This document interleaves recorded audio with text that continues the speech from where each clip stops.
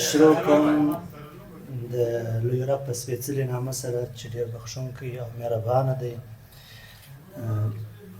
د ګران صدر په اجازه غواړم چې د نننۍ ورځې په هکله سره خپل مات ګډ کلام ستاسو سره شریک کړم. تر غزل د مخکې یو دوې کړی دی: څومره پسته هومره خوږه ژبه ده، څومره پسته هومره خوږه ژبه ده، په هر معیار په تول پوره ژبه ده.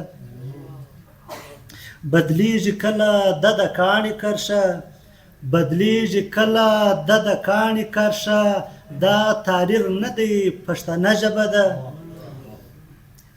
اغیار یې بولي د دوژخ ژبه خو، اغیار یې بولي د دوژخ ژبه خو، زما و د رب ترمنځ دغه ژبه ده.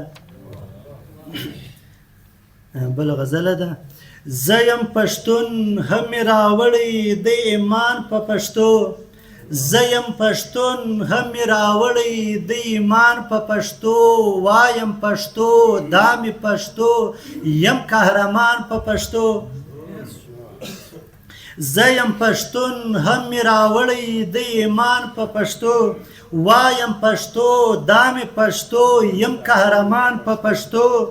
پښتو مې ژبه او پښتو مې د هم لوز او واده، پښتو مې ژبه او پښتو مې د هم لوز او واده، پښتون همیش کړی د ګټه او تاوان په پښتو.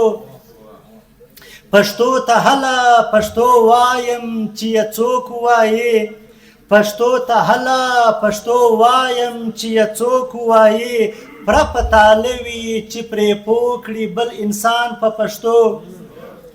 که د نړۍ سره ځان سیال غواړو کیدای سي داسې، که د نړۍ سره ځان سیال غواړو کیدای سي داسې، نو د مکتب نصاب دې جوړ سي د افغان په پښتو.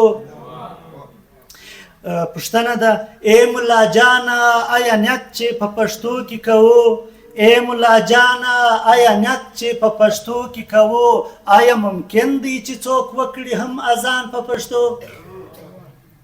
د مفصل او مجمل هره نکته مې په ځیر، د مفصل او مجمل هره نکته مې په ځیر، ومې ژباړه نو مې کامل سو بیا ایمان په پښتو.